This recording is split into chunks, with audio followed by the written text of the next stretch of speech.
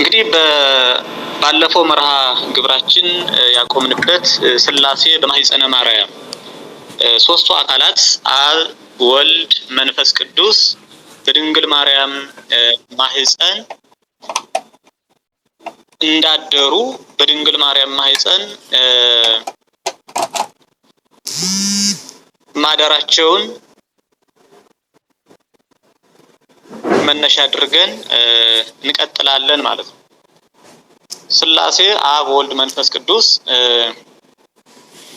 ይኩነኒ ያለውን የእመቤታችን የቅድስት ድንግል ማርያም ቃሏን ምክንያት አድርገው እመቤታችን ቅድስት ድንግል ማርያም መልአኩ ቅዱስ ገብርኤል ባበሰራት ጊዜ ከብዙ ጥያቄ በኋላ ይህ እንደምን ሊሆንልኝ ይችላል? ከሴቶች ተለይተሽ የተባረክሽ ነሽ፣ መርገመ ሥጋ መርገመ ነፍስ የለብሽም፣ በረከተ ሥጋ በረከተ ነፍስን የተመላሽ ነሽ። የእግዚአብሔር ልጅ እግዚአብሔር ካንቺ ሥጋንና ነፍስን ነስቶ ይወለዳል፣ አንቺም የእግዚአብሔር እናት ትባያለሽ እያለ መልአኩ ቅዱስ ገብርኤል የምስራቹን ሲነግራት ይህ እንዴት ሊሆንልኝ ይችላል? ምክንያቱም እኔ ወንድ አላውቅም፣ ምድር ያለ ዘር አታበቅልም፣ ሴትም ያለ ወንድ አትጸንስም። እንደዚህም ሁሉ እኔ ወንድ ሳላውቅ የወንድ ሐሳብም ሳይኖርብኝ እንዴት ሊሆንልኝ ይችላል እያለች ብዙ ጥያቄዎችን ከጠየቀችው በኋላ በመጨረሻ መልአኩ ቅዱስ ገብርኤል እስመ አልቦ ነገር ዘይሳኖ ለእግዚአብሔር፣ እግዚአብሔር ልስራ ያለውን የሚሰራ ላድርግ ያለውን የሚያደርግ እግዚአብሔር ሁሉን የሚችል ሁሉን ቻይ አምላክ ነውና ለእግዚአብሔር የሚሳነው ነገር የለም ባላት ጊዜ፣ ምክንያቱም ያለ ወንድ ዘር እንድትጸንሺ ማድረግ ለእግዚአብሔር አይሳነው፣ እግዚአብሔር ሁሉን ማድረግ ስለሚችል ብሎ በተናገረው ኃይለ ቃል መሰረት እመቤታችን ቅድስት ድንግል ማርያም ይኩነኒ እንዳለው ይሁንልኝ ይደረግልኝ ብላ ፈቃዷን ለመልአኩ አሳውቃለች። ፈቃዷን ለእግዚአብሔር ሰጥታለች ማለት ነው። የእግዚአብሔር እናት ለመሆን ፈቃዷን ሰጥታለች። በዚህን ጊዜ ሥላሴ እመቤታችን ይኩነኒ ይሁንልኝ ይደረግልኝ ያለችውን ቃሏን ምክንያት አድርገው በማህፀነ ማርያም አድረዋል ነው። ሶስቱ አካላት በማህፀነ ማርያም በእመቤታችን በቅድስት ድንግል ማርያም ማህፀን አድረዋል። ነገር ግን ሥላሴ በማህፀነ ማርያም አደሩ ስንል ሶስቱም አካላት ሰው ሆኑ ማለት አይደለም። ሶስቱ አካላት አብ ወልድ መንፈስ ቅዱስ በእመቤታችን በቅድስት ድንግል ማርያም ማህፀን አደሩ ስንል ሶስቱ አካላት ሰው ሆኑ ማለት ግን አይደለም። መንፈስ ቅዱስ ይመጽእ ላዕሌኪ ወኃይለ ልዑል ይጼልለኪ ዘኒ ይትወለድ እምኔኪ ቅዱስ ውእቱ፣ መንፈስ ቅዱስ ያድርብሻል፣ የልዑል ኃይልም ይጋርድሻል፣ ካንቺ የሚወለደውም ቅዱስ ነው ብሎ ወንጌላዊው ቅዱስ ሉቃስ በምዕራፍ 1 ቁጥር 35 ላይ እንደመዘገበልን መልአኩ የተናገረውን ቃል ማለት ነው። መልአኩ ቅዱስ ገብርኤል አብ ለማጽናት መንፈስ ቅዱስ ለመክፈል ለማዋሃድ ለማንጻት ወልድ በተለይ አካሉ ሰው ለመሆን እንዳደሩ የተናገረውን እናምናለን እንረዳለን እንጂ ሶስቱ አካላት አብ ወልድ መንፈስ ቅዱስ ሰው ለመሆን አደሩ ብለን አናምንም አንረዳም። በምስጢረ ሥጋዌ ትምህርታችን ይህንን ሶስቱ አካላት ሰው ለመሆን አደሩ የሚለውን አስተምህሮ አንረዳም አናምንም። ሆኖም ግን አብ ለማጽናት መንፈስ ቅዱስ ለመክፈል ለማዋሃድ ለማንጻት ወልድ ደግሞ በተለየ አካሉ ሰው ለመሆን አደሩ ብለን እናምናለን። አብ ለማጽናት ማለት ምን ማለት ነው ስንል አብ ለማጽናት በእመቤታችን ማህፀን አድሯል ካልን አብ ለማጽናት ማለት ምን ማለት ነው? ማጽናት በራሱ ምንድነው? እመቤታችንንስ ከምንድን ነው የሚያጸናት? እንዴት ነው የሚያጸናት የሚለውን ስናይ ማጽናት ማለት እመቤታችን ቅድስት ድንግል ማርያም እንግዲህ የአዳም ዘር የሰው ልጅ የአብርሃም የዳዊት ልጅ ናት መጽሐፍ ቅዱስ ይህንን ስለሚነግረን ማለት ነው። ሆኖም እመቤታችን ቅድስት ድንግል ማርያም ሰው ስትሆን ይልቁንም ደግሞ የ15 ዓመት ቆንጆ ስትሆን ሰማይና ምድር የማይወስኑትን አምላክ አብ ባያጸናት ኖሮ ባልቻለችውም ነበር። አብ ባያጸናት ሰማይና ምድር የማይችሉትን የማይወስኑትን አምላክ 9 ወር ከ5 ቀን በማህፀኗ እንድትወስነው እንድትችለው እንድትሸከመው ለእግዚአብሔር 9 ወር ከ5 ቀን መኖሪያ ዓለም እንድትሆነው አብ አጽንቷታል ማለት ነው። አብ ባያጸናት ኖሮ ሰማይና ምድር የማይችሉትን የማይወስኑትን አምላክ ባልቻለችው ባልወሰነችው ነበርና ሊቁ አባ ሕርያቆስ በቅዳሴ ማርያም ድርሰቱ እመቤታችን ቅድስት ድንግል ማርያም ሰማይና ምድር የማይችሉትን አምላክ እንዴት እንደቻለችው እንዴት እንደወሰነችው አብ አጽንቷት እንደወሰነችው እንደቻለችው ሲያደንቅ ኦ ድንግል ሶበ ኀደረ ውስተ ከርስኪ እሳተ መለኮት ገጹ እሳት ልብሱ እሳት ክዳኑ እሳት እፎኑ እያውአየኪ ድንግል ማርያም ሆይ ፊቱ እሳት ልብሱ እሳት መጎናጸፊያው እሳት የሆነ እርሱ የመለኮት እሳት በማህፀንሽ ባደረ ጊዜ እንደምን አላቃጠለሽም እንደምን አድርገሽስ ቻልሽው እያለ ያደንቃል። ወሰብአቱ መንጦላይት ዘነደ እሳት አይቴኑ ተደለው ወአይቴኑ ተንጦላ በውስተ ከርስኪ እምገቦኪ በየማንኑ ወእምገቦኪ በጸጋምኑ ሰባቱስ የእሳት መጋረጃዎች በወዴት ተተከሉ በወዴት ተዘጋጁ? ከማህፀንሽ በቀኝ በኩል ነው ወይስ በስተግራ በኩል እያለ መንበር ኪሩባዊ ዘያንጸበርቅ ወዘያአውዶ ነደ እሳት አይቴኑ ተደለው ወአይቴኑ ተተክለ በውስተ ከርስኪ ኪሩቤል የሚሸከሙት ለአይን የሚበዘብዝ ነደ እሳት የሆነ እርሱ አካላዊ ቃል በማህፀንሽ በተወሰነ ጊዜ በወዴት ተዘረጋ በወዴት ተዘጋጀ? ከማህፀንሽ በቀኝ በኩል ከጎንሽ በቀኝ በኩል ነው ወይስ በስተግራ? እንዘንስቴት አባላንቲ አንቺ የ15 ዓመት ቆንጆ ስትሆኚ እንዘንስቴት አባላንቲ አንቺ ትንሽ አካል ስትሆኚ እንዘንስት መርአት አንቲ አንቺ የ15 ዓመት ቆንጆ ስትሆኚ እያለ እመቤታችን ቅድስት ድንግል ማርያምን ያደንቃል ማለት ነው። ስለሆነም እመቤታችን ቅድስት ድንግል ማርያም እንግዲህ ሰማይና ምድር የማይችሉትን አምላክ እንድትችለው ማናጸናት ማለት ነው? አብ አጸናት ማለት ነው። አብ ለማጽናት በእመቤታችን ማህፀን አደረ ማለት ሰማይና ምድር የማይችሉትን የማይወስኑትን አምላክ እንድትወስነው እንድትችለው አጸናት፣ ኃይልን ብርታትን ጽናትን ሰጣት ማለት ነው። ሊቁ ቅዱስ ያሬድም ሰማይ ወምድር ዘኢያገምሮ እፎ እንከ ማህፀነ ድንግል ጾሮ ሰማይና ምድር የማይችሉት አምላክ እንግዲህ እንዴት በድንግል ማርያም ማህፀን ተወሰነ? የድንግል ማርያም ማህፀን እንዴት ቻለው ወሰነው ይላል ማለት ነው። ለዚህም ነው በመግቢያችን አንጽዮ ስጋሃ ቀዲሶ ኪያሃ ሀደረ ላይሊሃ እያልን በያሬዳዊ መዝሙር እመቤታችንን ያመሰገን ይህንን መሰረት በማድረግ ነው ማለት ነው። እናም አብ ለማጽናት በእመቤታችን ማህፀን አደረ ማለት አምላክን እንድትችል አምላክን እንድትወስን አምላክን እንድትሸከም የአምላክ እናት ለመሆን ኃይል ጽናት እንዲኖራት ለማስቻል ለማድረግ አብ በእመቤታችን ማህፀን እመቤታችንን ለማጽናት አድሯል ነው። ማጽናት የአብ የብቻው ግብር አይደለም። ማጽናት የአብ የብቻው ግብር አይደለም። የሶስቱም አንዲት ግብር ናት ማጽናት። ይህም ማለት አብ ብቻ እመቤታችንን ያጸናት አይደለም።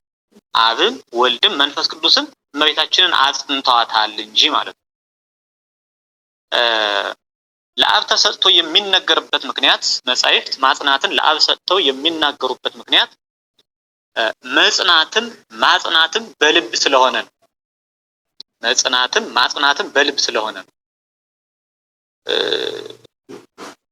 መጽናት የሚጸናው ሰው በልቡ ነው። ሌላውንም ደግሞ የሚያጸናው በልብ ነው። በመጽሐፍ ጸንአ ልቤ በእግዚአብሔር ልቤ በእግዚአብሔር ጸና ተብሎ ተጽፏል። አንደኛ ሳሙኤል ምዕራፍ 2 ቁጥር 1 ላይ ልቤ በእግዚአብሔር ጸና ነብይት ሐና የተናገረችው ኃይለ ቃል ነው ማለት ነው። ስለዚህ መጽናት በልብ እንደሆነ መጽሐፍ ቅዱስ ያስተምረናል። ስለሆነም አብ በከዊን ስሙ ልብ ስለሆነ አብ በባህርያዊ ከዊን ስሙ ልብ ስለሆነ ማጽናትን ለአብ ሰጥተው መጻሕፍት ይናገራሉ ማለት ነው እንጂ አብ ብቻ እመቤታችንን ያጸናት አይደለም። አብም ወልድም መንፈስ ቅዱስም ሶስቱም አካላት እመቤታችንን በአንዲት ግብር አጽንተዋታል። ማጽናት የሶስቱ የአንድነት ግብር የአንድነት ስራ ስለሆነ ማለት ነው።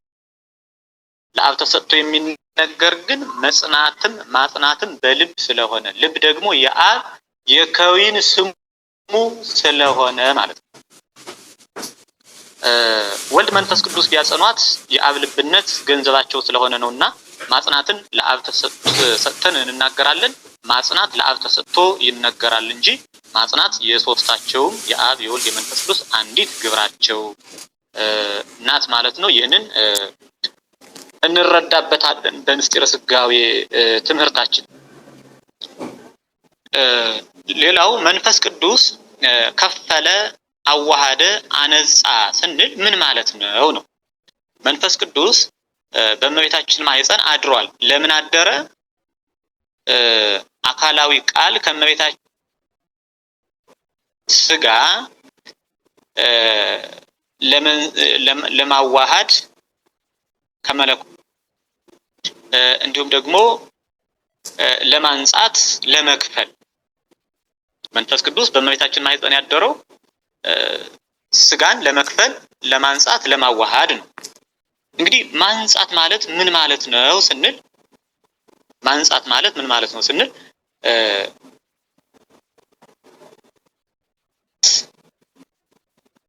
ማንጻት ማለት ነው ከጥንተ አብሶ የበደል መጀመሪያ ማለት ነው። ወይም ደግሞ የመጀመሪያ በደል የበደል መጀመሪያ ወይም የመጀመሪያ በደል የሚል ትርጉም አለው።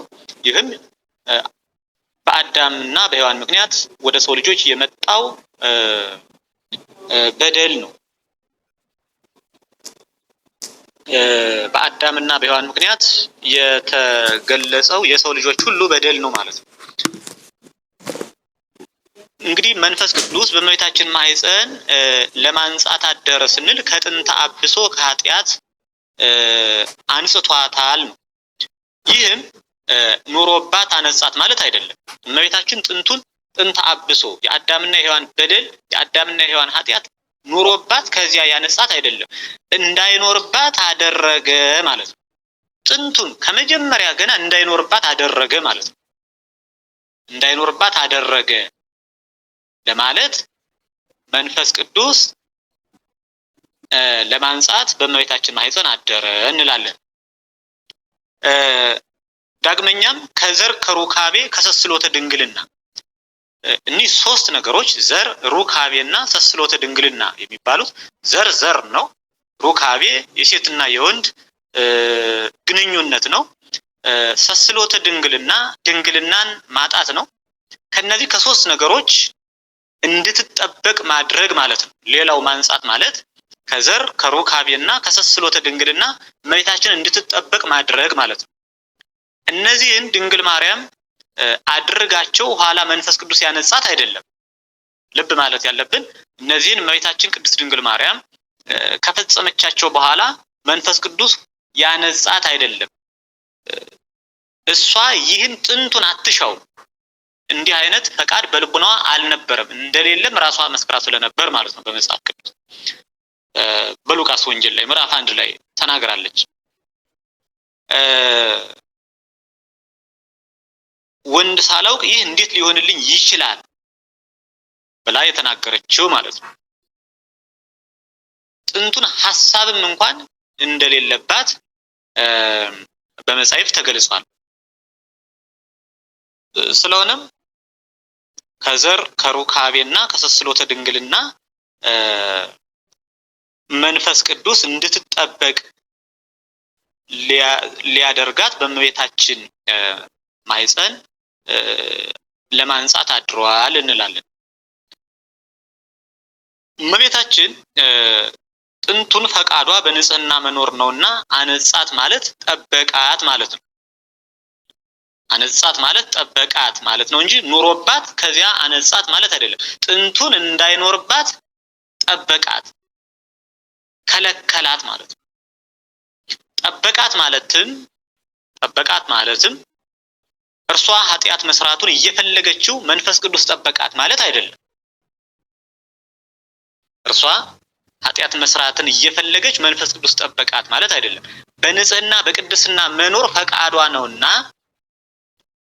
ኃጢአትን አለመስራት፣ በፍጹም ንጽህና፣ በፍጹም ቅድስና፣ በፍጹም ድንግልና መኖር የእመቤታችን ፈቃዷ ነውና ይህን ፈቃዷን አውቆ በፈቃዷ አጸናት ማለት ነው። መንፈስ ቅዱስ አነጻት ማለት በንጽህና በቅድስና በድንግልና የመኖር ፈቃዷን አውቆ በፈቃዷ አጸናት ማለት ነው። በፈቃዷ አጸናት ማለት ነው። መንፈስ ቅዱስ ለአንጽሖ ለማንጻት በእመቤታችን ማህፀን አደረ ማለት በንጽህና በቅድስና በድንግልና የመኖር ፈቃዷን አውቆ በፈቃዷ አጸናት ማለት ነው የሚለውን እንረዳለን። እንግዲህ ማንጻት ይህንን ይመስላል። መንፈስ ቅዱስ ለማንጻት በእመቤታችን ማህፀን አደረ ማለት ይህንን ይመስላል። መክፈል ማለት መንፈስ ቅዱስ ከማንጻት በተጨማሪ ለመክፈል በእመቤታችን ማህፀን አደረ እንላለንና መክፈል ማለት ምን ማለት ነው ስንል በልማደ ሰብ፣ በስርዓተ ሰብ፣ በሕገ ሰብ፣ በሰው ልጆች ሕግና ስርዓት እንዲሁም ልማድ መሰረት ዘር ከአባት አብራክ ይከፈላል፣ ደም ደግሞ ከእናት ይከፈላል። ዘር ከአባት አብራክ ደም ከእናት ተከፍሎ ሰው ይጸነሳል። ይህ የተፈጥሮ ስነ ተዋልዷዊ ሕግና ስርዓት ነው ማለት ነው። ዘር ከአባት አብራክ ደም ከእናት ይከፈላል። በዚህ ተከፍሎ ሰው ይጸነሳል። ደሙ ደግሞ ደመ ሩካቤ ይባላል። ከእናት የሚከፈለው ደም ደመ ሩካቤ ተብሎ ይታወቃል፣ ተብሎ ይገለጻል። በምስጢረ ስጋዌ ግን ለቃል ለምድራዊ ልደቱ አባት የለውም። ለቃል ለምድራዊ ልደቱ አባት የለውም። ለሰማያዊ ልደቱ እናት እንደሌለው ለምድራዊ ልደቱም አባት የለውምና ደመ ድንግልናን ከእመቤታችን መክፈል ማለት ነው። እንግዲህ መንፈስ ቅዱስ በእመቤታችን ማህፀን ለመክፈል አደረ ስንል ምንን መክፈል ነው ካልን ደመ ድንግልናን ከእመቤታችን ለመክፈል ማለት ነው። ደመ ድንግልናን ከእመቤታችን ለመክፈል ደመ ድንግልና ከድንግል ማርያም መከፈሉን በግብረ መንፈስ ቅዱስ ነው። ደመ ድንግልና ከድንግል ማርያም መከፈሉ በግብረ መንፈስ ቅዱስ ነው። በመንፈስ ቅዱስ ረቂቅ ጥበብ ነው። በመንፈስ ቅዱስ ረቂቅ ግብር፣ ረቂቅ ስራ፣ የማይመረመር ድንቅ ስራ ከአእምሮ በላይ ከልቡና ከሐሳብም በላይ በሆነ እግዚአብሔራዊ ጥበብ ነው ደመ ድንግልና ከድንግል ማርያም መከፈሉ ማለት ነው። ወገብረ ሎቱ ስጋ እንደመዚአሃ ድንግልናዊ ድንግልና ካለው ባህሪዋ ስጋን ተዋሃደ ይላል በሃይማኖተ አበው ምዕራፍ 101 ቁጥር 15 ላይ ድንግልና ካለው ባህሪዋ ስጋን ተዋሃደ። ስለዚህ ደመ ድንግልና ለእመቤታችን ሲነገር ከልማደ አንስት ጋር አንድ አይደለም። ደመ ድንግልና ስንል ከልማደ አንስት ከሴቶች ልማድ ጋር አንድ አይደለም። ይህም ማለት ወርሃዊ ደም ማለት ነው። ከዚህ ጋር አንድ አይደለም። ደመ ድንግልና ማለት ለእመቤታችን ሲነገር የሴቶች ልማድ ከሆነው ወርሃዊ ደም ጋር አንድ አይነት ትርጉም የለውም፣ አንድም አይደለም። ደመ ሩካቤ ልጅ እንዲሆን በጊዜ ሩካቤ ከሌሎች ሴቶች እንደሚከፈል ደመ ሩካቤ ልጅ እንዲሆን በጊዜ ሩካቤ ከሌሎች ሴቶች እንደሚከፈል ደመ ሩካቤ እንደሚከፈል ማለት ነው። ከድንግል ማርያምም ቃል ሰው ሲሆን ከባህሪዋ ከፍሎ የተዋሃደው ትስብእትን ወይም ደግሞ ሰው መሆንን ስጋን ከደመ ሩካቤ ለመለየት ደመ ድንግልና ይባላል ማለት ነው። ደመ ሩካቤ ልጅ እንዲሆን በጊዜ ሩካቤ በሩካቤ ጊዜ ከሌሎች ሴቶች ይከፈላል። ደመ ሩካቤ ከሌሎች ሴቶች ይከፈላል። ከድንግል ማርያም ቃል ሰው ሲሆን ከባህሪዋ ከፍሎ የተዋሃደው ስጋን ከደመ ሩካቤ ለመለየት ደመ ድንግልና ይባላል ማለት ነው። ምክንያቱም እመቤታችን እንበለ ዘር እንበለ ሩካቤ እና እንበለ ተስሎተ ድንግልና ከብቻ ባህሪዋ አካላዊ ቃልን የጸነሰችው ስለሆነች ማለት ነው። ደመ ድንግልና ከልማደ አንስት ጋር አይገናኝም። በግብረ መንፈስ ቅዱስ ከእመቤታችን የተከፈለው ደመ ድንግልና ብቻ አይደለም። በግብረ መንፈስ ቅዱስ ከእመቤታችን የተከፈለው ደመ ድንግልና ብቻ አይደለም፣ ደምም ስጋም ነፍስም ተከፍሏል እንጂ ማለት ነው። ደምም ስጋም ነፍስም ተከፍሏል እንጂ። ሊቁ ቅዱስ ሳዊሮስ ዘእስሙናይን ይህን ሲመሰክር ወሶበ ጸንሰቶ ማርያም ድንግል ለእግዚእነ ኢየሱስ ክርስቶስ የሐለዋ ዘር ትጽንስ እምኔሁ እስመ ይእቲ ድንግል አላ እግዚእነ ውእቱ ሀደረ ውስቴታ በመንፈስ ቅዱስ። ድንግል ማርያም ጌታችን ኢየሱስ ክርስቶስን በጸነሰች ጊዜ ከሱ ትጸንሰው ዘንድ ዘር የላትም ይላል። እርሷ ድንግል ናትና፣ ዘር የላትም እርሷ ድንግል ናትና። ጌታችን በግብረ መንፈስ ቅዱስ በእርሷ አድሮ እስመ ይእቲ ድንግል አላ እግዚእነ ውእቱ ሀደረ ውስቴታ በመንፈስ ቅዱስ ወነስአ ሎቱ ምስጋ ክፍለ ዘይልህቅ ባቲ እምህብስት ወነስአ ሎቱ ክፍለ እምደም ዘይልህቅ ባቲ እማይ ወክፍለ እምወይን ገብረ ሎቱ ባሕቲቱ እሙእቱ ስጋ። ጌታችን በግብረ መንፈስ ቅዱስ በእርሷ አድሮ ከምግብ የተነሳ በእርሷ የሚያድግባትን የስጋን ክፍል ከፈለ ነሳ።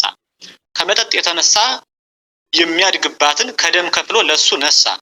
ከዚያም ስጋ ለእርሱ ብቻ ከወይንም አደረገ በማለት ምን እንደተከፈለ የተከፈለው ደም ብቻ ያይደለ ስጋም ነፍስም ደምም እንደሆነ ሊቁ ቅዱስ ሳዊሮስ ዘእስሙናይን አብራርቶ ይናገራል ማለት ነው። ድርሳን 4 ላይ እናገኘዋለን። ማዋሃድ ማለት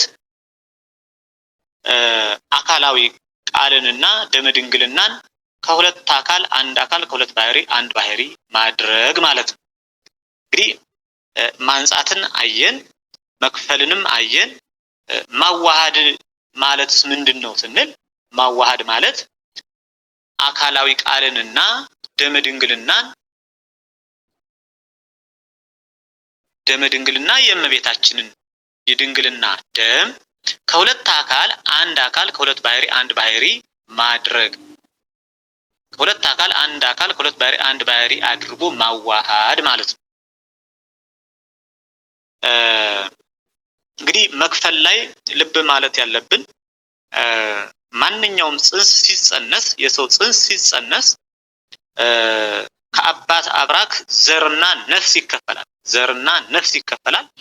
ከእናትም ደምና ነፍስ ይከፈላል። በዚህ ተከፍሎ ጽንስ ይከናወናል ማለት ነው። የዕለት ጽንስ ሆኖ ማንኛውም ፍጡር የሰው ፍጡር ይከናወናል። ከእመቤታችን ግን አካላዊ ቃል ሲጸነስ በመንፈስ ቅዱስ ከእመቤታችን ደመ ድንግልናን ብቻ በመክፈል እንጂ ዘር ሩካቤ ሰብስሎተ ድንግልና የሚባሉ በሰው ልጆች የስነ ተዋልዷዊ ስርዓት የሚኖሩ እኒህ ሶስቱ ነገሮች እንደሌሉባት ልብ ማድረግ ይገባል ነው። እንግዲህ ማጽናት ለአብ ተሰጥቶ መነገሩ፣ ማንጻት መክፈል ማዋሃድ ለመንፈስ ቅዱስ ተሰጥቶ መነገሩ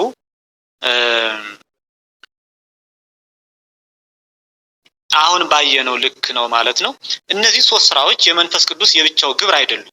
ማንጻት መክፈልና ማዋሃድ የመንፈስ ቅዱስ የብቻው ግብር አይደሉም። ልክ እንደ አብ ማለት ነው። አብ እመቤታችንን ለማጽናት በእመቤታችን ማህፀን አደረ ስንል የብቻው ግብር እንዳልሆነ ሁሉ ማጽናት የሶስቱም ግብር የአብ የወልድ የመንፈስ ቅዱስ ግብር እንደሆነ ሁሉ ማንጻት መክፈልና ማዋሃድ የሚባሉ እኒህ ሶስቱ ስራዎችም የመንፈስ ቅዱስ ብቻ አይደሉም። የመንፈስ ቅዱስ ስራዎች ብቻ አይደሉም። የአብም የወልድም የመንፈስ ቅዱስም የሶስቱም አካላት የሥላሴ ስራዎች ናቸው እንጂ ማለት ነው። ታዲያ ለመንፈስ ቅዱስ ተሰጥተው የሚነገሩ መጻሕፍት ለመንፈስ ቅዱስ ሰጥተው የሚናገሩ ለምንድን ነው ስንል እንመለከተዋለን። ለመንፈስ ቅዱስ ሰጥተን መናገራችን መጻሕፍት ለመንፈስ ቅዱስ ሰጥተው መናገራቸው ማንጻትን መክፈልንና ማዋሃድን ማለት ነው አብና ወልድን ከግብሩ ልንከፍላቸው አይደለም። ውሃ ማንጻቱ በጽሬቱ እንደሆነ ውሃ ማንጻቱ በጽሬቱ ወይም ደግሞ በጥራቱ ማለት ጽሬት ማለት ጥራት ማለት በጥራቱ እንደሆነ በስፋቱና በቆሪርነቱ እንዳልሆነ ውሃ ቆሻሻን የሚያነጻ የቆሸሸ ልብስን የሚያነጻ በጥራቱ እንደሆነ ሁሉ በስፋቱና በቆሪርነቱ እንዳልሆነ እንግዲህ ስፋትና ቆሪርነት የውሃ ግብሮች ናቸው። ግን በስፋቱና በቆሪርነቱ ያይደለ በጽሬቱ በጥራቱ ነው የሚያነጻ ውሃ ነው። እንደዚህም ሁሉ ማንጻትን ለመንፈስ ቅዱስ ሰጥተን እንናገራለን ማለት ነው። እንግዲህ የውሃ ማንጻቱ በጽሬቱ እንጂ በስፋቱና በቆሪርነቱ አይደለም። ነገር ግን ስፋትና ቆሪርነት በአንድ ጽሬታቸው ያነጻሉ እንጂ ጽሬት ተለይቼ ላንጻ አይልም። ምክንያቱም ስፋትና ቆሪርነት በአንድ ጽሬታቸው ጽሬት የነሱም ግብር ስለሆነ ማለት ነው ያነጻ ስፋትና ቆሪርነት በአንድ ጽሬታቸው ያነጻሉ እንጂ ጽሬት ጥራት ብቻዬን ተለይቼ ላንጻ አይልም። ብቻውን ተለይቶም ሊያነጻ አይችልም። ምክንያቱም ጽሬት ሊገኝ የሚችለው ከቆሪርነትና ከስፋት ጋር እንጂ ከስፋትና ከቆሪርነት የተለየ ጽሬት ሊኖር ስለማይችል ማለት ነው። ውሃ ስንል እኒህ ሶስት ነገሮች ግድ አብረው ያሉ ስለሆኑ ማለት ነው። ጽሬት፣ ስፋትና ቆሪርነት እና ከስፋትና ከቆሪርነት የተለየ ጽሬት እና ጥራት ሊኖር እንደማይችል ውሃ በጽሬቱ ያነጻል ስንል ከስፋትና ከቆሪርነት ጋር ስፋትና ቆሪርነት በአንድ ጽሬታቸው እንደሚያነጹ እንጂ ብቻውን ጽሬት ከስፋትና ከቆሪርነት ተለይቼ ላንጻ እንደማይል ማንጻትም ብቻውን እንደማይችል አብ ወልድ ቢያነጹ በአንድ መንፈስ ቅዱስ ነውና ለመንፈስ ቅዱስ ተሰጥቶ ይነገራል እንጂ ማንጻት የመንፈስ ቅዱስ የብቻ ግብሩ ነው አይባልም ነው። ማንጻት ለአንዲት ለስላሴ ባህሪ ወይም ደግሞ ማንጻት ለስላሴ አንዲት ግብራቸው ናት። ማንጻት ለስላሴ አንዲት ግብራቸው ናት። ስላሴ በአንድነት ቢሰሩት እንጂ መንፈስ ቅዱስ ተለይቶ ለብቻው አይሰራው ማንጻትን ማለት ነው። አብ ወልድ ወመንፈስ ቅዱስ ያነጽሁ፣ አብ ወልድ መንፈስ ቅዱስ ያነጻሉ ተብሎ እንደተጻፈ ሊቁ አባ ሕርያቆስ በቅዳሴ ማርያም ድርሰቱ ላይ ይህንን ይመሰክራል ማለት ነው። አብ ወልድ ወመንፈስ ቅዱስ ያነጽሁ፣ አብ ወልድ መንፈስ ቅዱስ ያነጻሉ። ስለዚህ ማንጻት የመንፈስ ቅዱስ ብቻ ሳይሆን የአብም የወልድም ነው ማለት ነው። መክፈልን ለመንፈስ ቅዱስ ሰጥተን መናገራችን ከአብ ከወልድ ተለይቶ የሚሰራው የብቻ ግብሩ ስለሆነ አይደለም። ልክ እንደ ማንጻት ሁሉ መክፈልን ለመንፈስ ቅዱስ ሰጥተን ስንናገር ከአብ ከወልድ ተለይቶ የሚሰራው የብቻ ግብሩ ስለሆነ አይደለም። ባህርን በቃሉ በልቡ የሚከፍል እንደሌለ ሁሉ ባህርን ልክፈል ያለ አካል በነፋስ እንደሚከፍለው ባህርን መክፈል የአንድነታቸው ግብር ቢሆንም ይህን የሚያደርጉት ግን በአንዲት እስትንፋሳቸው በመንፈስ ቅዱስ ነውና መክፈልን ለመንፈስ ቅዱስ ሰጥተን መናገራችን ለዚህ ነው ማለት ነው። መክፈልን ለመንፈስ ቅዱስ ሰጥተን መናገራችን ለዚህ ነው እንጂ መክፈልም የመንፈስ ቅዱስ የብቻው ግብር ስለሆነ አይደለም። የአብም የወልድም የመንፈስ ቅዱስም የሶስታቸው አንድ ግብር ነው መክፈልም ማለት ነው። ሰው ውሃን ልክፈል ባህርን ልክፈል ባለ ጊዜ በነፋስ እንደሚከፍለው ሁሉ መክፈልን ለአብና ለወልድ እስትንፋሳቸው ለሆነ ለመንፈስ ቅዱስ ሰጥተን እንናገራለን እንጂ የመንፈስ ቅዱስ የብቻው ግብር አይደለም። ማዋሃድም ልክ እንዲህ ነው። ማዋሃድንም ስንመለከት ለመንፈስ ቅዱስ ሰጥተን መናገራችን አብና ወልድን ከማዋሃድ ግብር መለየታችን አይደለም። አብና ወልድ ደመ ድንግልናን ከመለኮት ጋር አላዋሃዱ ማለት አይደለም። ሰው የተለያየን ነገር እፍ ሲለው በትንፋሹ ወይም በእስትንፋሱ እፍ ሲለው አንድ ያደርገዋል። ለምሳሌ ብራና የሚጽፍ ሰው ቀለሙ ከብዕሩ እንዲዋሃድለት ቀለሙ ከሚጽፍበት ከብዕሩ እንዲዋሃድለት በእስትንፋሱ በትንፋሹ እፍ ይለዋል። ይህ ሁሉ የሚሆን እንግዲህ በእስትንፋስ ወይም በትንፋሽ ነው ማለት ነው። አብ ወልድም ማዋሃዳቸው በአንድ እስትንፋሳቸው በመንፈስ ቅዱስ ነውና ለመንፈስ ቅዱስ ሰጥተን እንናገራለን እንጂ ግብሩ ሶስቱም አንድ የሚሆኑበት የባህሪ ግብራቸው ነው ማለት ነው። ግብሩ ማዋሃድ የሚባለው ግብሩ ማዋሃድ የሚባለው ስራ የአብ የወልድ የመንፈስ ቅዱስ የአንድነታቸው የባህሪ ስራ ነው፣ የባህሪ ግብር ነው እንጂ የመንፈስ ቅዱስ ብቻ አይደለም። መገለጫውን ሲያይ ለመንፈስ ቅዱስ ሰጥቶ መጽሐፍ ይናገራል ነው። መንፈስ ቅዱስን እና አብን አዋሃዱ ስንል እነሱ አይዋሃዱም። ወልድን ግን አዋሃደ ስንል የራሱን ባህሪ ከድንግል ማርያም ከተከፈለ ደመ ድንግልና ጋር አዋሃጁም ተዋሃጁም ራሱ ነው የሚለውን እናስተውላለን። እንግዲህ አብ ለማጽናት መንፈስ ቅዱስ ለማንጻት ለመክፈል ለማዋሃድ በእመቤታችን ማኅፀን አደሩ ስንል ወልድም ልክ እንደ አብ ለማጽናት እንደ መንፈስ ቅዱስ ለማንጻት ለመክፈልና ለማዋሃድ አድሯል። በተለየ አካሉ ደግሞ ለመዋሃድ ሰው ለመሆን በእመቤታችን ማህፀን አድሯል። በአንድነት ግብራቸው ሶስቱም አንድ ሆነው በእመቤታችን ማህፀን አድረዋል። ሰው ለመሆን ደግሞ አካላዊ ቃል በተለየ አካሉ በእመቤታችን ማህፀን አድሯል እንላለን ብለን እናምናለን። በምስጢረ ስጋዌ ትምህርታችን ይህንን እንረዳለን ነው። እንግዲህ የአብ ማጽናት፣ የመንፈስ ቅዱስ ማንጻት፣ መክፈል፣ ማዋሃድ፣ የወልድም መዋሃድ ይህን ይመስላል ማለት ነው። ከዚህ ቀጥሎ የአካላዊ ቃል ከትስብእት ወይም ሰው ከመሆን ጋር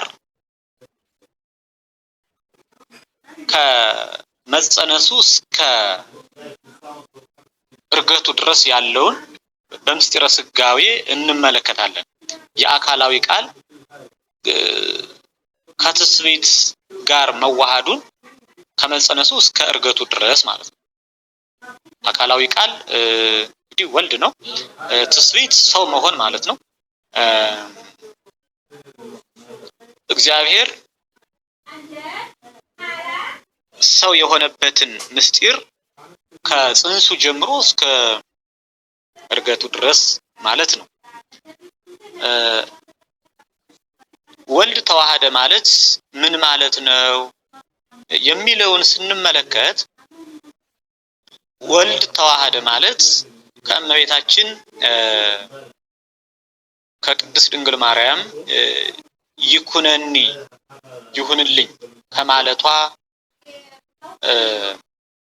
ከአብ ማጽናት ከመንፈስ ቅዱስ መጠበቅ መክፈል ማዋሃድ የተነሳ አካላዊ ቃል ከትስብእት ጋር ትስብእት ሰው መሆን ማለት ነው። ወይም ደግሞ ከስጋ ጋር አንድ አካል አንድ ባህሪ ሆኖ የዕለት ጽንስ መሆን ማለት ነው። ወልድ ተዋሃደ ማለት ምን ማለት ነው ስንል ወልድ ተዋሃደ ማለት ከእመቤታችን ከቅድስት ድንግል ማርያም ይኩነኒ ይሁንልኝ ይደረግልኝ ከማለቷ ከአብ ማጽናት ከመንፈስ ቅዱስ መጠበቅ መክፈል ማዋሃድ የተነሳ አካላዊ ቃል ከትስብእት ጋር አንድ አካል አንድ ባህሪ ሆኖ የዕለት ጽንስ መሆን ማለት ነው። ወልድ ተዋሃደ ማለት እንዲህ ማለት ነው። ሊቁ ዮሐንስ አካላዊ ቃል ከትስብእት ተዋህዶ ከትስብእት ጋር ተዋህዶ የዕለት ጽንስ መሆኑን ሲናገር አሚሃ ስጋሁ ለእግዚእነ ኢየሱስ ክርስቶስ ተስዕለ በጥንተ አካል እንዘ ይትዋሃድ ምስለ ቃል ይላል።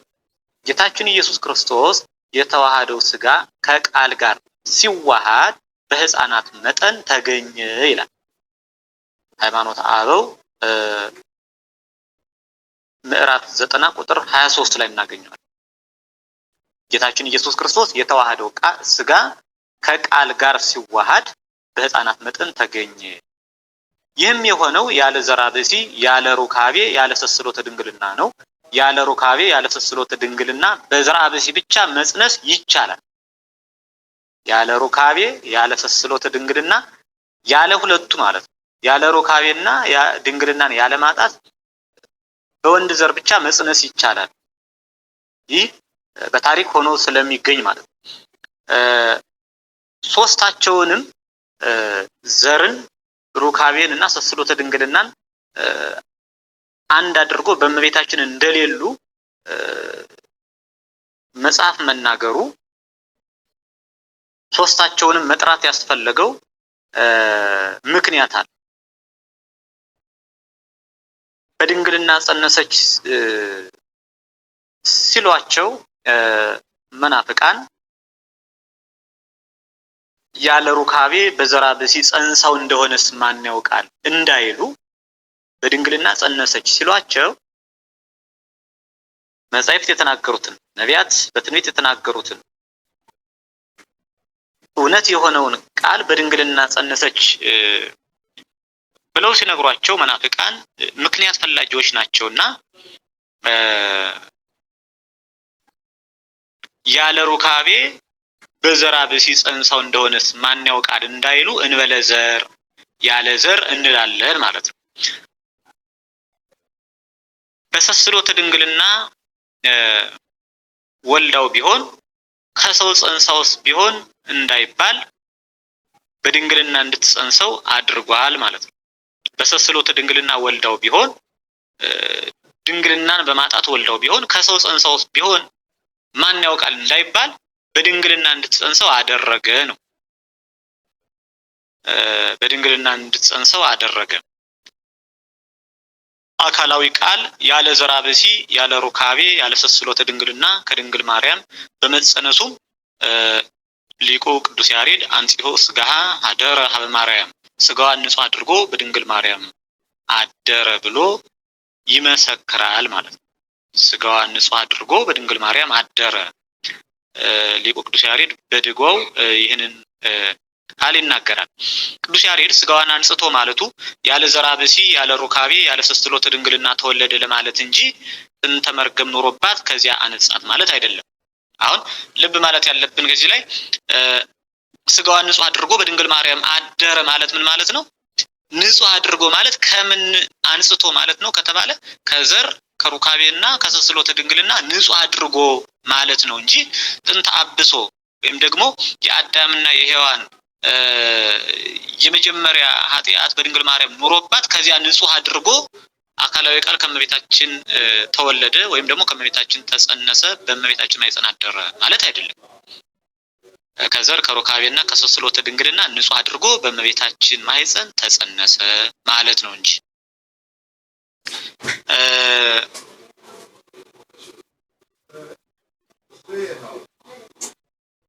እንግዲህ ያለ ዘራ ብሲ ያለ ሩካቤ ያለ ሰስሎተ ድንግልና ተወለደ ለማለት ነው እንጂ ጥንተ አብሶ እንዲሁም ደግሞ መርገም ኖሮባት ከዚያ አነጻት ማለት እንዳልሆነ እንረዳለን እንደ ሊቁ ንግግር ማለት ነው። ይህም የሚታወቀው ሊቁ ሱንትዩ ወውእቱ ይእዜ ንጹሕ እምነ ሰለስቱ ግብራት እለስሮአን በእጓለ እምሕያው ወእሙራን ቦሙ ዘውእቶሙ ሩካቤ ወዘር ወሰስሎተ ድንግልና በሰው ያሉ በሰው የታወቁ በሰው ካሉ በሰው ከታወቁ እሊህም ዘር ሩካቤ ሰስሎተ ድንግልና ናቸው። ከሶስቱ ግብራት ንጹሕ እንደመሆኑ ብሎ በተናገረው ቃል መሰረት እመቤታችን ቅድስት ድንግል ማርያም ከምን እንደተጠበቀች ያስረዳል ማለት ነው። ሃይማኖተ አበው ዘሱንትዩ ምዕራፍ 110 ቁጥር 29 ላይ የምናገኘው ኃይለ ቃል ነው። እንግዲህ እመቤታችን ቅድስት ድንግል ማርያም መንፈስ ቅዱስ አነጻት ስንል ጠበቃት፣ ከለከላት ከምን ከዘር ከሩካቤ ከሰስሎተ ድንግልና እንዲሁም ደግሞ ከጥንተ አብሶ ከአዳምና ከሔዋን መርገም እንዲሁም ከልማድ አንስት ከሴቶች ልማድ ሁሉ ጠበቃት ማለት እንደሆነ በማስተዋል መረዳት ይገባል ነው። ቃል ጽንሱን በዘር በሩካቤ ያላደረገው በዘር በሩካቤ መወለድ ኃጢአት ስለሆነ አይደለም። እንግዲህ አካላዊ ቃል የራሱን ጽንስ ሰው መሆንን በዘር በሩካቤ አላደረገውም። ያለ ዘር ያለ ሩካቤ ነው ያደረገው። ሆኖም በዘር በሩካቤ ያላደረገው በዘር በሩካቤ መወለድ ኃጢአት ስለሆነ አይደለም። እንበለ ዘር ያደረገበት ምክንያት ስላለው ነው እንጂ እንበለ ዘር ጽንሱን ያደረገበት ምክንያት አንደኛው ክርስቶስ ወይም አካላዊ ቃል እንበለ ዘር በመወለዱ እኛ ያለ ዘር በመወለዱ እኛ ኋላ በጥምቀት ያለ ዘር የምንወለደው ልደት እንዳመጣልን ለማስረዳት ነው። አንደኛው እኛ በጥምቀት ያለ ዘር የምንወለደው ልደት እንዳመጣልን ለማስረዳት ለማጠየቅ አካላዊ ቃል ያለ ዘር ተወልዷል። ሊቁ አባ ጊዮርጊስ ስለዚህ ሲናገር ተወልዶሰ እምጥምቀት ይመስል ልደተ እምድንግል፣ በጥምቀት መወለድ ከድንግል መወለድን ይመስላል። በከመ ክርስቶስ ተወልደ እማርያም ወእምድኅረ ተወልደ እምኔሃ ተረክበ አንቀጸ ሥጋሃ እጽወ በማኅተመ ድንግልናሃ። ክርስቶስ ከድንግል ማርያም እንደተወለደ ከእርሷም ከተወለደ በኋላ አንቀጸ ሥጋዋ በድንግልና ማኅተም ታትሞ እንደተገኘ ወከማሁ ዘኒ ተወልደ እምከርሰ ጥምቀት ወፂኦ እማይ እይተረከብ አሰረ በአቱ ወፀአቱ ውስተ ከርሰ ምጥማቃት። እንደዚህም ሁሉ ከጥምቀት ማኅፀን የተወለደ ከውሃ ወጥቶ ወደ መጠመቂያ ውስጥ የመግባቱና የመውጣቱ አሰር ፍለጋ አይገኝም ብሎ ሊቁ አባ ጊዮርጊስ በመጽሐፈ ምስጢር ምዕራፍ 6 ቁጥር 12 ላይ ያስረዳል ማለት ነው። እንግዲህ ያለ ዘር ያለ ሩካቤ ያለ ሰስሎተ ድንግልና አካላዊ ቃል ከእመቤታችን የተጸነሰበት የተወለደበት ምክንያት የመጀመሪያው እኛ ያለ ዘር የምንወለደውን ልደት ከጥምቀት የምንወለደው ልደት እንዳመጣልን ለማስረዳት ነው። ይህንንም ሊቁ ሲያስረዳ በምሳሌ ምንድን ነው ያለን? ሰው ለመጠመቅ ወደ ባህር ወደ ውሃ ሲገባ የገባበት ፍለጋ አሰር ወይም ዱካ አይታወቅም። ሲወጣም ከውሃው ሲወጣም የገባበት የወጣበት አሰሩ ፍለጋው ዱካው አይታወቅም። ልክ እንደዚህ እመቤታችን ቅድስት ድንግል ማርያምን አካላዊ ቃልን ስትጸንሰውና ስትወልደው በህቱም ድንግልና እንደሆነ በታተመ ድንግልና እንደሆነ በምሳሌ ያስረዳናል ማለት ነው። በጥምቀት መወለድ ከድንግል መወለድን ይመስላል። ክርስቶስ ከድንግል ማርያም እንደተወለደ ከእርሷም ከተወለደ በኋላ አንቀጸ ሥጋዋ በድንግልና ማኅተም ታትሞ እንደተገኘ እንደዚሁ ከጥምቀት ማኅፀን የተወለደ ከውሃ ወጥቶ ወደ መጠመቂያው ውስጥ የመግባቱና የመውጣቱ አሰር አይገኝም። መጽሐፈ ምስጢር ምዕራፍ 6 ቁጥር 12 ላይ። ስለዚህም ነቢዩ ሕዝቅኤል እህቱም ድንግልና ጸንሳ በእህቱም ድንግልና እንደወለደችው ሲመሰክር ርኢኩ ኆኅተ በምስራቅ ህቱም በአብይ መንክር ማኅተም፣ በምስራቅ በኩል አዲስ አዳራሽ በአዲስ መቆለፊያ ተቆልፋ አየሁ ተመለከትኩ ይላል።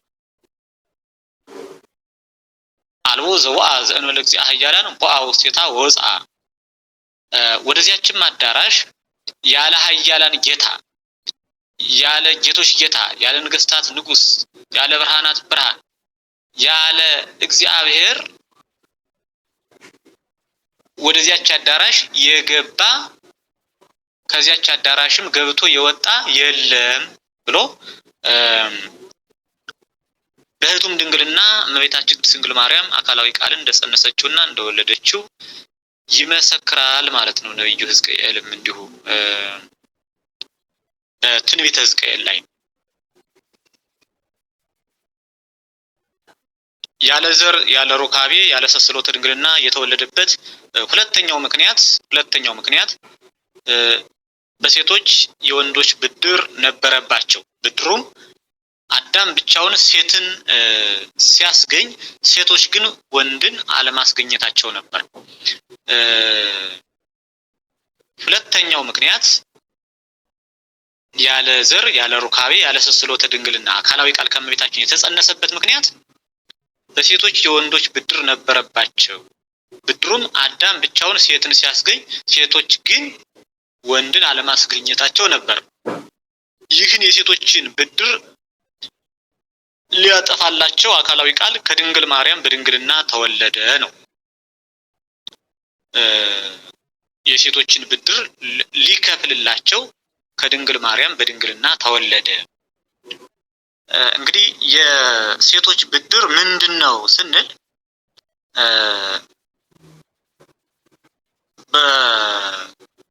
በወንዶች ዘንድ የሴቶች ብድር ነበረባቸው።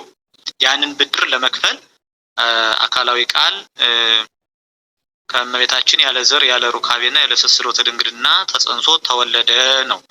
ይህ ብድር ምንድነው ካልን ኦሪት ዘፍጥረት ምዕራፍ 2 ቁጥር 18 ጀምረን ስንመለከት መጽሐፍ ቅዱስ የሚነግረን ቃል አለ።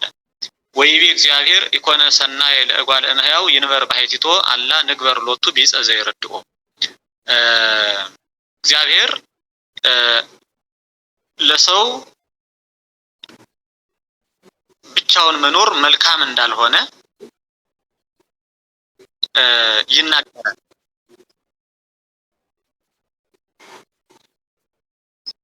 እግዚአብሔር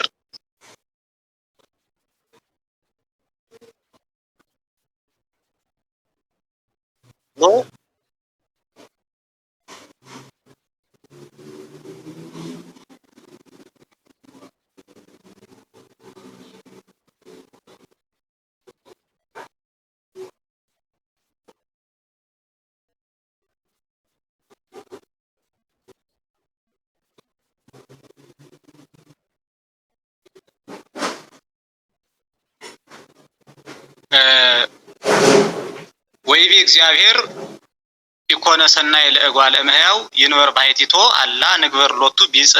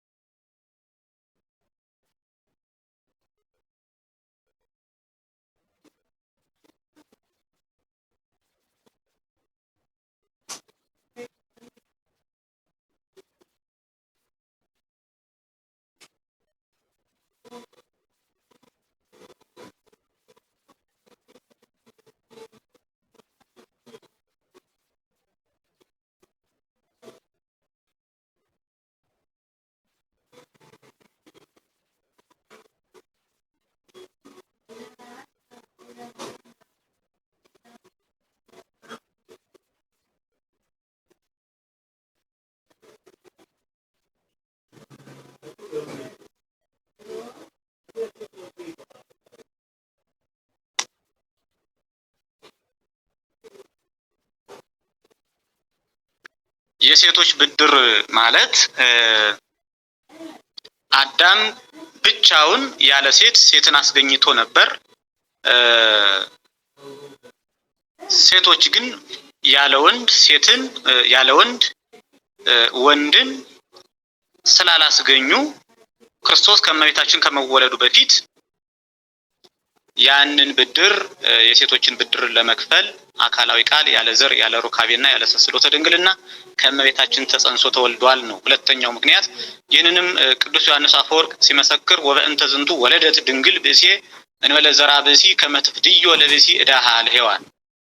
ስለዚህም እመቤታችን ብእሲ ክርስቶስን ያለ ዘር አስገኘች፣ የሔዋንንም ብድራት ለአዳም ትከፍለው ዘንድ ብእሲ ክርስቶስን ያለ ዘር ወለደችው ብሎ ይናገራል ማለት ነው። ሃይማኖተ አበው ምዕራፍ 66 ቁጥር 29 ላይ። ስለዚህም እመቤታችን ብእሲ ክርስቶስን ያለ ዘር አስገኘች፣ የሔዋንንም ብድራት ለአዳም ትከፍለው ዘንድ ብእሲ ክርስቶስን ያለ ዘር ወለደችው ብሎ ይመሰክራል። ሶስተኛው ምክንያት ክርስቶስ አካላዊ ቃል ያለ ዘር ያለ ሩካቤና ያለ ስስሎተ ድንግልና የተወለደበት ምክንያት ሰማያዊ ልደቱን በምድራዊ ልደቱ ሊያሳውቀን ስለፈለገ ነው። ሰማያዊ ልደቱን በምድራዊ ልደቱ ሊነግረን ሊገልጽልን ስለፈለገ ነው። በቀዳማዊ ልደቱ ከብቻው ከአብ እንደተወለደ በኋለኛው ልደቱም በሁለተኛው ልደቱም ከብቻዋ ከድንግል ማርያም ተወልዷል ማለት ነው። ነብዩ ቅዱስ ዳዊት በብርሃንከ ንርአይ ብርሃነ፣ በብርሃንህ ብርሃንን እንይ፣ በብርሃንህ ብርሃንን እናያለን ብሎ መዝሙር 35 ቁጥር 9 ላይ እንደሚናገረው ሁሉ በምድራዊ ልደቱ ሰማያዊ ልደቱን እንደሚታወቅ ነብዩ እግዚአብሔር ዳዊት እንደመሰከረ ሁሉ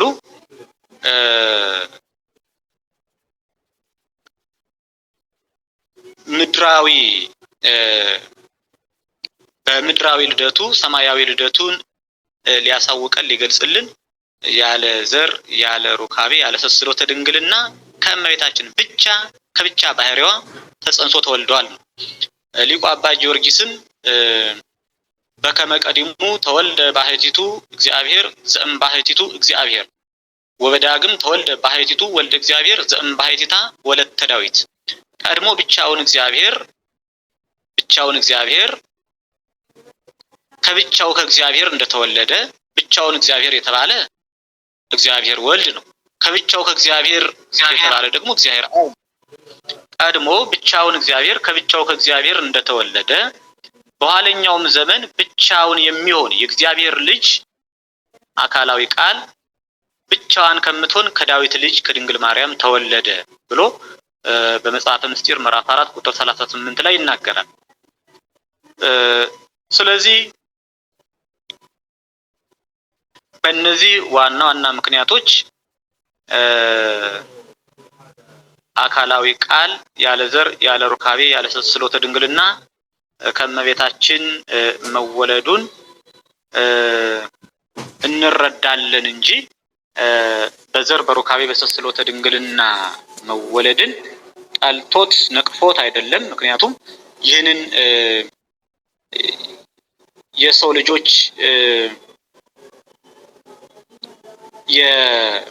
የመጸነስ የመወለድ ስርዓት ዘርን ሩካቤን ተስሎተ ድንግልናን ራሱ እግዚአብሔር በሰው ልጆች ላይ የፈጠረው ስርዓት የፈጠረው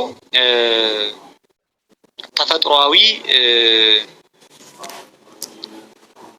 መልካም ነገር ስለሆነ ማለት ነው። እንግዲህ በተዋሂዶም የቃል ገንዘብ ለስጋ የስጋም ገንዘብ ለቃል ሆኖለታል። የቃል ገንዘብ የሚባለው አምላክነት፣ ቀዳማዊነት፣ ረቂቅነት፣ ምሉእነት ነው። ይህ በተዋሂዶ የስጋ ገንዘብ ሆኗል። የስጋ ገንዘብ የሚባለው ደግሞ ዳህራዊነት፣ ግዙፍነት፣ ውሱንነት ነው። ቃል በተዋሂዶ እነዚህን ገንዘብ አድርጓቸዋል። ቅዱስ ቄርሎስም ባህርያዊ መገናዘባቸውን ሲናገር ዘዚአሁ ለስጋ ኮነ ቃል ዘእንበለ ኃጢአት ወእንቲአሁ ለቃል ኮነ ለስጋ፣ ቃል የስጋ ገንዘብ ሆነ፣ ይኸውም ያለ ኃጢአት ያለ ፈቲው ነው፣ የቃል ገንዘብም ለስጋ ሆነ ብሎ ድርሳነ ቄርሎስ ምዕራፍ 78 ቁጥር 3 ላይ እናገኘዋለን። እንዲህ ብሎ ሊቁ ቅዱስ ቄርሎስ ይናገራል ማለት ነው። ቃል የስጋ ገንዘብ ሆነ ያለ ኃጢአት፣ የቃል ገንዘብም ለስጋ ሆነ። እንግዲህ ሊቁ ቅዱስ ቄርሎስ ያለ ፈቲው ወይም ያለ ኃጢአት ማለቱ ቃል የስጋ ገንዘብ መሆኑ በፈቃደ ቃል መሆኑን ለማስረዳት ነው። ቃል የስጋ ገንዘብ መሆኑ በፈቃደ ቃል መሆኑን ለማስረዳት ነው ማለት ነው። በፈቃደ ስጋ ብቻ ሆኖ ቢሆን ቃል ሰው የሆነ ስጋ የሆነ በፈቃደ ስጋ ብቻ ሆኖ ቢሆን ስጋ በአዳም የደረሰበትን ቅጣት ይቀበል ነበር። ይህም ማለት አካላዊ ቃል የነሳው ስጋ ጥንተ አብሶ ያለበት መርገም ያለበት ይሆን ነበር ማለት ነው። ሆኖም ግን ቃል የስጋ ገንዘብ መሆኑ በፈቃደ ቃል ስለሆነ በፈቃደ ስጋ ብቻ ስላልሆነ ስጋ በአዳም የደረሰበትን ቅጣት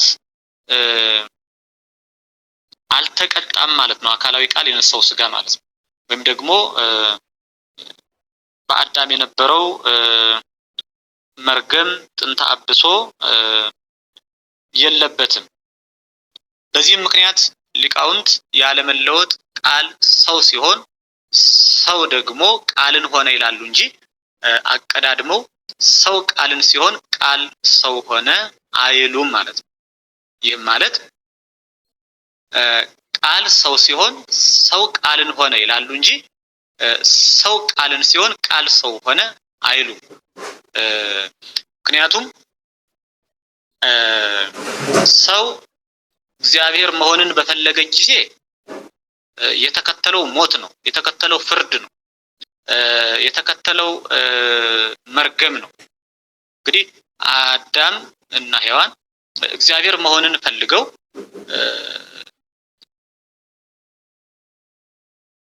ዕፀ በለስን ቢበሉ ሞት ነው የተፈረደባቸው፣ መርገም ነው የመጣባቸው፣ መቃብር ነው የተፈረደባቸው፣ ሲኦል ነው የተፈረደባቸው።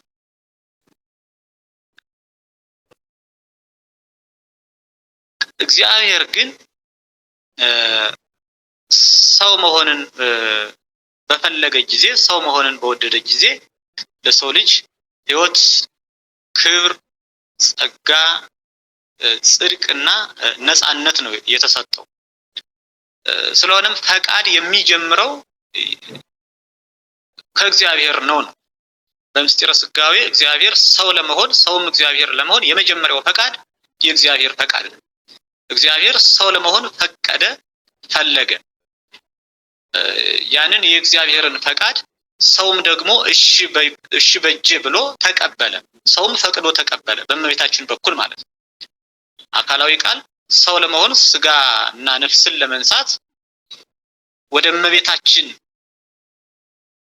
መጥቶ በመልአኩ በቅዱስ ገብርኤል አማካኝነት ጥያቄ ሲያቀርብ ሰው የመሆንን ፈቃድ ሲገልጽ እመቤታችን ቅድስት ድንግል ማርያም ደግሞ ይሁንልኝ ብላ ፈቃዷን የሰው ልጆችን ፈቃድ ለእግዚአብሔር ሰጥታለች ማለት ነው። ስለዚህ በምስጢረ ሥጋዌ እግዚአብሔር ሰው ሆነ፣ ሰውም እግዚአብሔር ሆነ ስንል የመጀመሪያው ፈቃድ የእግዚአብሔር ነው። የእግዚአብሔርን ፈቃድ ደግሞ ሰውም ተቀብሎ እግዚአብሔር ሰው ሆኗል፣ ሰውም እግዚአብሔር ሆኗል ነው። አናቀዳድመው ስንናገር አምላክ ሰው ሆነ፣ ሰውም አምላክ ሆነ እንላለን እንጂ መጀመሪያ ሰው አምላክ ሆነ፣ አምላክ ሰው ሆነ አንልም። አምላክን እናስቀድማለን። አምላክ ሰው ሆነ፣ ምክንያቱም የመጀመሪያ ፈቃድ የአምላክ ስለሆነ የእግዚአብሔር ስለሆነ ማለት ነው። አምላክ ሰው ሆነ። አምላክ ሰው ቢሆን ሰውም ደግሞ ምን ሆነ? አምላክ ሆነ። ሁለተኛው ፈቃድ የሰው ስለሆነ አምላክ ሰው መሆንን ቢፈልግ ሰውም ደግሞ የአምላክን ፈቃድ ቢቀበል አምላክ ሰው ሆነ፣ ሰው አምላክ ሆነ፣ እግዚአብሔር ሰው ሆነ፣ ሰው እግዚአብሔር ሆነ ብለን እንረዳለን ብለን እናምናለን። እንግዲህ ሥላሴ በእመቤታችን በቅድስት ድንግል ማርያም ማህፀን ያደሩበትን ምክንያት ሶስቱም አካላት በእመቤታችን ማህፀን እንዳደሩ አብ ለማጽናት እንዳደረ፣ አብ ለማጽናት ስንል አብ ብቻ እንዳልሆነ ለአብ ሰጥተን የምንናገርበት መጽናትም ማጽናትም በልብ እንደሆነ ይህንንም ከመጽሐፍ ቅዱስ ማስረጃን በማንሳት አይተናል ማለት ነው። እንግዲህ ማጽናት ምንም ለአብ ተሰጥቶ ቢነገርም ግን የሶስቱም የአንድነታቸው ግብር እንደሆነ ማስተዋል ይገባል። ማጽናት የአብን የወልድም የመንፈስ ቅዱስን፣ ማንጻትንም እንዲሁ ማንጻትን፣ መክፈልን፣ ማዋሃድን ለመንፈስ ቅዱስ ሰጥተው መጻሕፍት ቢናገሩ ምስጢሩ ግን ለመንፈስ ቅዱስ ተሰጥቶ የሚነገርበትን ምስጢር ባየነው ልክ ተረድተን ማንጻት፣ መክፈልና ማዋሃድ የአብም የወልድም የመንፈስ ቅዱስም እንደሆነ ልብ ማለት ይገባል። መዋሃድ በተለየ ከሶስቱ አካላት ለወልድ ብቻ እንደሆነ ተመልክተናል ማለት ነው። በቀጣይ መርሃ ግብራችን ተዋሂዶ ብዙ አይነት ነው። ተዋሂዶ ብዙ አይነት ነውና የቃል ከስጋ ተዋሂዶ ከሌሎች የተዋሂዶ መንገዶች ልዩ እንደሆነ መነሻ አድርገን እንቀጥላለን ማለት ነው። ምስጢረ ሥጋዌን ተዋሂዶ ብዙ አይነት ነው። ምክንያቱም የጸጋ ተዋሂዶ አለ፣ የባህሪ ተዋሂዶ አለ፣ የጸጋ ተዋህዶ ምን አይነት ነው፣ የባህሪ ተዋህዶስ ምን አይነት ነው የሚለውን በቀጣይ መርሃ ግብር ነው የምናየው። የቃል ከስጋ ተዋህዶ ከሌሎች የተዋህዶ መንገዶች ልዩ መሆኑ እንዴት ነው የሚለውን መነሻ አድርገን እንቀጥላለን። ለዛሬ በዚህ ጨርስና በአለን ደቂቃ በምስጢረ ሥጋዌ ዙሪያ ጥያቄ አላችሁ ታነሳላችሁ። ባሉን ደቂቃዎች ከሚነሱ ጥያቄዎች ጋር ስንወያይ እንቆያለን ማለት ነው። ስለነበረን ጊዜ አምላካችን ቅዱስ እና ክቡር ስሙ ዛሬም ዘወትር በፍጥረት ሁሉ አንደበት የከበረ የተመሰገነ ይሁን። ወስብሐት ለእግዚአብሔር። ይቆየን። ጥያቄ ጻፉ፣ አንሱ፣ ጠይቁ።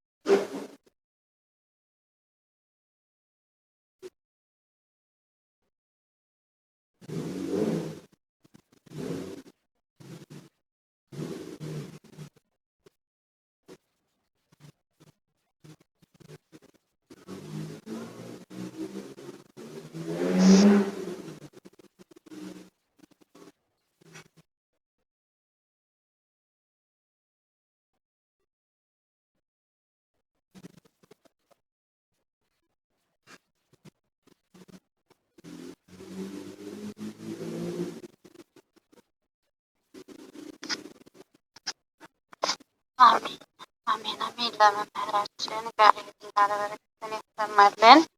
ቃለ ሕይወትን ቃለ በረከትን ያሰማልን። የአገልግሎት ዘመኑን እግዚአብሔር አምላክ ይባርክልን፣ እግዚአብሔር ይስጥልን፣ እግዚአብሔር ያክብርልን።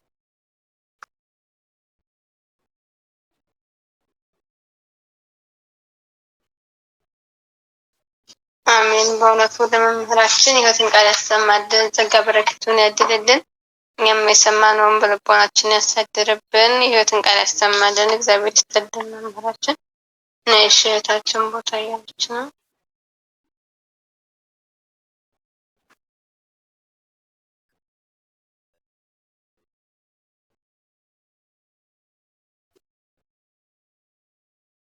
አትውረዱ፣ ባላችሁበት ጥያቄ አንሱ። ጥያቄ አካል ካለ አንድ ቦታ ከተለቀቀ በቂ ነው። እሺ፣ ጥያቄ ያላችሁ መቀጠል ትችላላችሁ። እሺ፣ በእውነት ለመምህራችን ቃለ ሕይወትን ቃለ በረከት ያሰማልን፣ ቃለ ሕይወትን ቃለ በረከት ያሰማልን። የአገልግሎት ዘመኑን እግዚአብሔር አምላክ ይባርክልኝ፣ ቀድስልኝ፣ እግዚአብሔር ይስጥልኝ። ከስሜ ጋራ ከጸጋ ጋር ቆይልኝ። ተስፋ የምናደርገትን መንግስተ ሰማያት ያውርስልኝ፣ እግዚአብሔር ይስጥልኝ። በእውነት ጥያቄ ማለት ነው።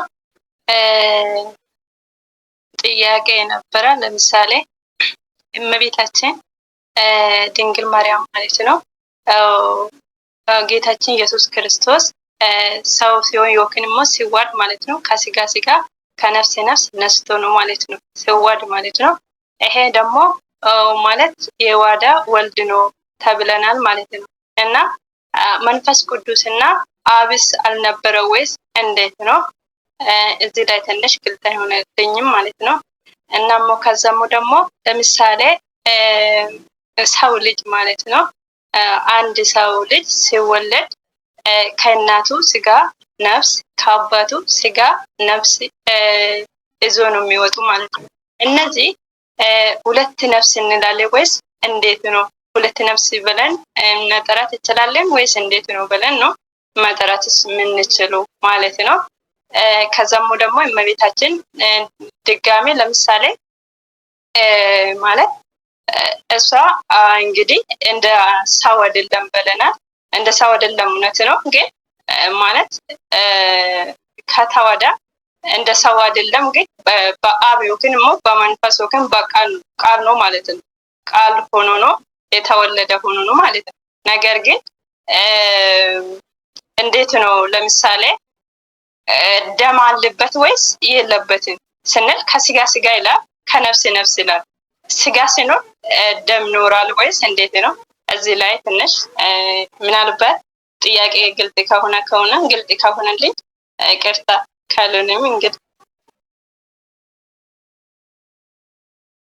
እሺ፣ መልካም ግልጽ ነው ጥያቄው። ሶስት ጥያቄዎች ነው የተነሱት ናቸው። የመጀመሪያው ሶስቱ አካላት በእመቤታችን ማኅፀን አድረዋል ብለናል። ሆኖም ሰው የሆነው ከእመቤታችን ተጸንሶ የተወለደው ደግሞ አንድ አካል ነው፣ እርሱም አካላዊ ቃል ነው። አብና መንፈስ ቅዱስ እንዴት አልተጸነሱም አይነት ይመስለኛል የመጀመሪያው። በዛ ነው የተረዳሁት የመጀመሪያውን ጥያቄ ማለት ነው። ያው እንግዲህ ይህንን በተለየ አካሉ ብለናል። አካል ሶስት አካላት እንደሆኑ በምስጢረ ሥላሴም ተምረናል፣ ያው እናውቃለን። አብ፣ ወልድ፣ መንፈስ ቅዱስ ሶስት አካላት። ሶስቱ አካላት በእመቤታችን ማኅፀን አደሩ ስንል አብ ለማጽናት፣ መንፈስ ቅዱስ ለማንጻት፣ ለመክፈል፣ ለማዋሃድ፣ ወልድ ደግሞ በተለየ አካሉ ለመዋሃድ ሰው ለመሆን ነው ብለን ያየነው ስለሆነ ይህንን በዚህ ልክ መረዳት ነው። አብና መንፈስ ቅዱስ ሰው ሆኖ አያሰኝም፣ ምክንያቱም አካላቸው ልዩ ልዩ ስለሆነ ማለት ነው። በተለየ አካሉ ብለናል። የተለየ የሚለው የምንጠቀመው አብና መንፈስ ቅዱስ ሰው እንዳልሆኑ ለመግለጽ ነው። ይልቁንም ደግሞ የመወለድ ግብር ያለው ወልድ እንጂ አብ የመወለድ ግብር የለውም፣ መንፈስ ቅዱስም የመወለድ ግብር የለውም። ጥንቱን የመጀመሪያ ልደት ያለው ከአብ ብቻ የተወለደው ወልድ ነው። ኋላም ደግሞ ከእመቤታችን ሊወለድ የሚችለውና የተወለደው ወልድ ብቻ ነው እንጂ አብ ሊወለድ አይችልም፣ መንፈስ ቅዱስም ሊወለድ አይችልም። እና ከእመቤታችን ማኅፀን ያደሩበትን ምክንያት ያው ባየነው ልክ ነው። ወልድ ግን በተለየ አካሉ ከእመቤታችን ተወልዷል፣ ጸንሶ ተወልዷል። ያውም የመወለድ ግብር ያለው ወልድ ስለሆነ ነው። ከሶስቱ አካላት በተለየ አካሉ ሰው የሆነ አካላዊ ቃል ነው። ሁለተኛው እና ሶስተኛው ጥያቄ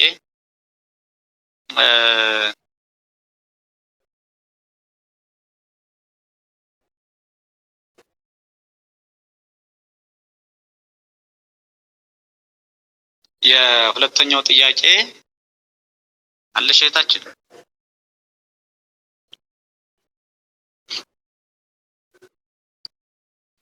ወለተ ማንሽ?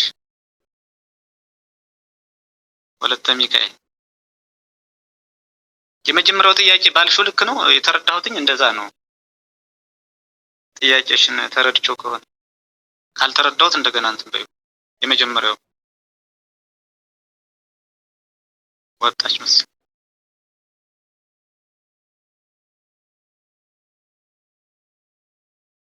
እንግዲህ ሁለተኛው እና ሶስተኛውም እስክትመጣ ይቆያል ማለት ነው። ጥያቄው እሷ ስለሆነች እስከዛ ሌላ ጥያቄ ያላችሁ አንሱ።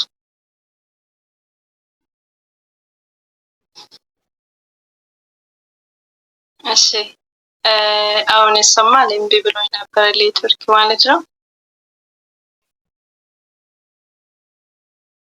አሰማ? መጀመሪያው ጥያቄ ሰምተሽኛል? የተረዳሁት በዛ ልክ ነው። ጥያቄሽን ተረድቼዋለሁ ወይስ ጥያቄውን መጀመሪያ ጥያቄውን መንፈስ? አዎ እሱን ተረድቻለሁ። ማለት ወልድ ብቻ ነው፣ መንፈስ ቅዱስ እና አብ ያልነበሩም ያጥንቱ ነው ማለት ነው። እነሱ አልነበረም፣ ወልድ ብቻ ነው፣ ቃል ብቻ ነው እንደሆነ ማለት ነው መሰለኝ አይደል? ሰው የሆነ ማለት ነው። የተጸነሰ የተወለደ ሰው የሆነ ማለት ነው እንጂ አልነበሩም ስንል ወልድ እንዲወለድ አብና መንፈስ ቅዱስ ድርሻ የላቸውም ማለት አይደለም። የሶስቱም አንዲት ፈቃድ ናት ወልድ እንዲወለድ። አብ አጽንቷል እመቤታችንን፣ መንፈስ ቅዱስ አንጽቷል፣ ከፍሏል፣ አዋህዷል። ስለዚህ ድርሻ የላቸውም በምስጢረ ሥጋዌ ማለት አይደለም። ሆኖም የተወለደው ግን በተለየ አካሉ ወልድ እንደሆነ እንረዳለን ነው እንጂ ሶስቱም አካላት ድርሻ አላቸው። አብ የማንጻት ድርሻ፣ አብ የማጽናት ድርሻ፣ መንፈስ ቅዱስ የማንጻት የመክፈልና የማዋሃድ፣ ወልድ ደግሞ በተለየ አካሉ የመዋሃድ ወይም የመወለድ። ወደ ሁለተኛው ስንሄድ ሁለተኛ ጥያቄ ለምሳሌ አንድ ልጅ ሲወለድ ማለት ነው ከእናቱ ገብቶኛል።